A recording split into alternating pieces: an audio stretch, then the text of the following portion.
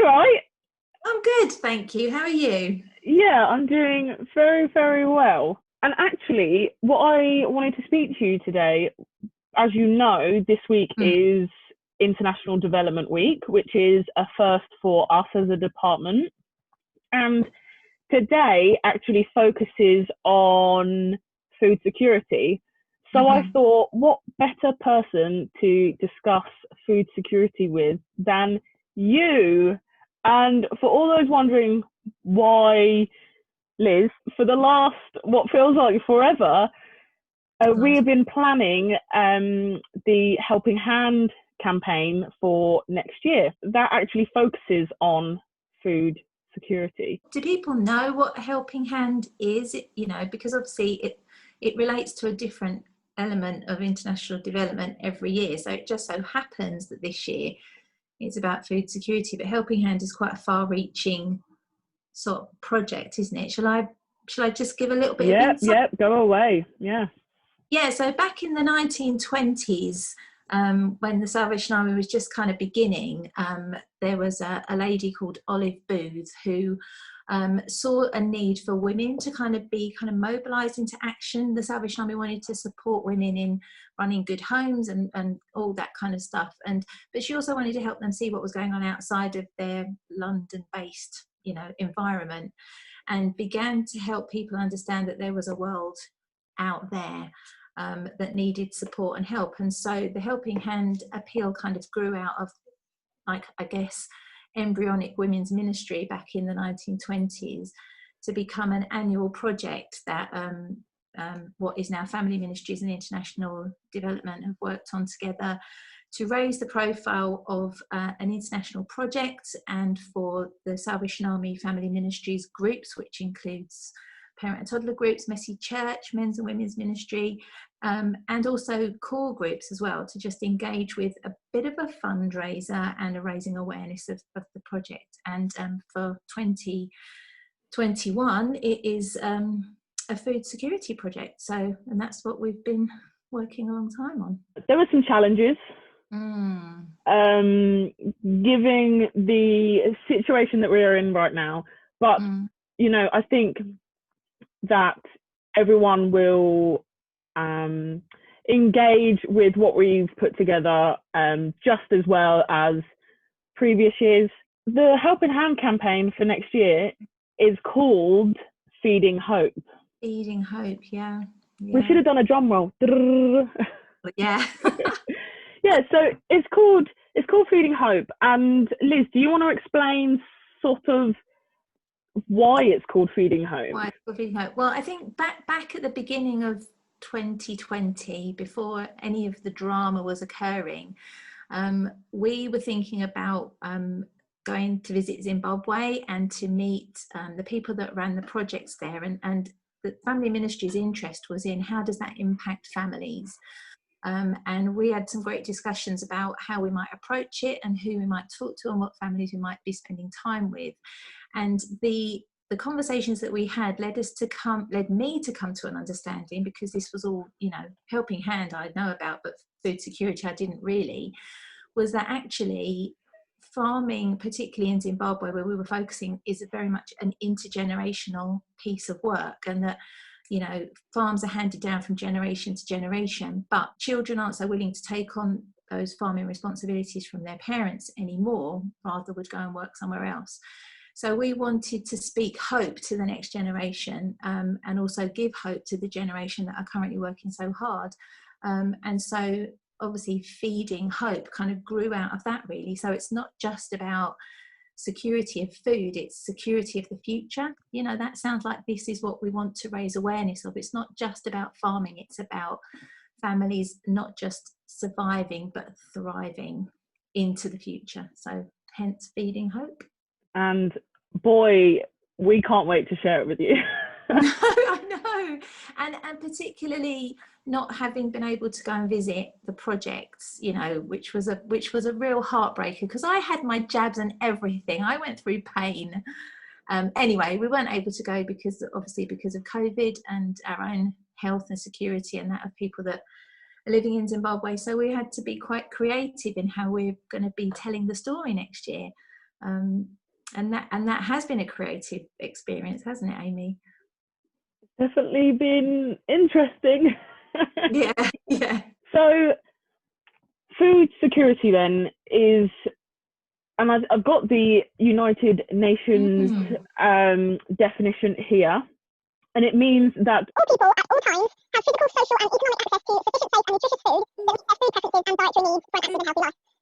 So the opposite of that, food insecurity, is, you know, the state of being without reliable access to sufficient, safe and nutritious food. It's important to think as well that there's no choice involved. So, you know, food insecurity is about people not having a choice, you know, which I think for families is a really empowering thing. To have choice is empowering. To not have choice is very disempowering. So the food security projects that the money, that the funds raised for the whole of 2021, so from the 1st of January all the way up to the 31st of December, go completely towards our food security projects. For those that have already seen some of the work that we shared over the last few days, we'll see that we focused on clean water, and going forward throughout the rest of the week, we'll see some of the other things like gender justice and anti-trafficking, all that have their own goals in the Sustainable Development Goals.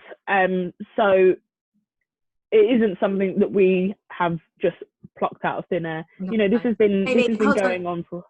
I just got to let my cat out, sorry. Through the Feeding Hope campaign, you will learn about farmers in Zimbabwe. We have 5 farmers that we focus on, and their families.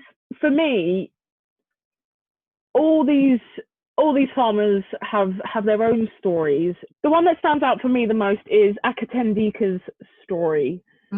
She is a soldier, a senior soldier at her local Salvation Army Corps in Zimbabwe. The Salvation Army have supported her through many things. Her husband passed away, her kids became unwell, and the Salvation Army was there for her. And she has always wanted to be in a position to give back, to, you know, financially give back to her church. And I think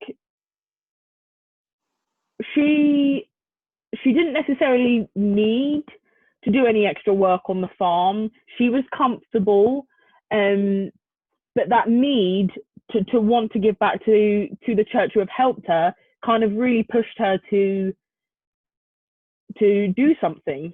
So Liz, she spoke to the Corps officers, didn't she? Yeah. And they put her towards a project that the Salvation Army was running. So her name was put forward, and she went with other local farmers to learn how to increase the security of her farm, basically how to increase the produce that she was going to grow. So a very, probably to us, a very simple project, but to those farmers, a real lifeline in the best time to plant the seeds, the best place to buy their seeds to start with. And so they were given access to good seeds, shown the best way to plant them, and also the best time to plant as well, because it's all about the rainy season. And she was also learning as well about how to look after the soil, because erosion with lots of rain is a big issue. And so they taught her how to mulch the ground effectively so that it would hold on to the moisture. And most of the farmers learned from their mothers or fathers who were farmers before them. So, you know, the traditional techniques that have been used for many, many years are just not working anymore because of climate change.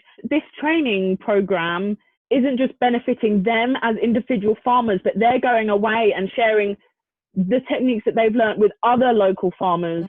And so although you only teach one person, or maybe in this case a handful of people, they are going away and they're teaching a handful of people, and that is how it and it's about building trust in the community as well, isn't it? So this is why Feeding Hope was such an inspired name for the project, because it's not just about that one farmer and her family.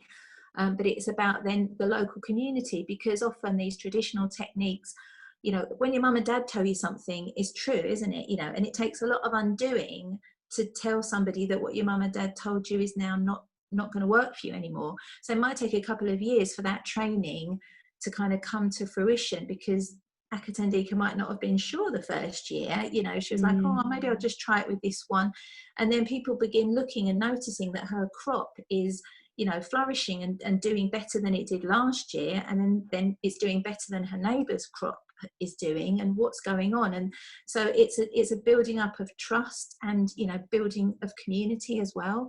You will read about the other stories as well, and I'm not going to give too much away, but there is another story, and the farmer is called Gudu, and he has a son who potentially may take over the farm, but obviously you can see that there are already issues with the farms. If Gudu is going to pass the farm down to his son, the son needs to also know what he's doing to make sure that the farm really thrives.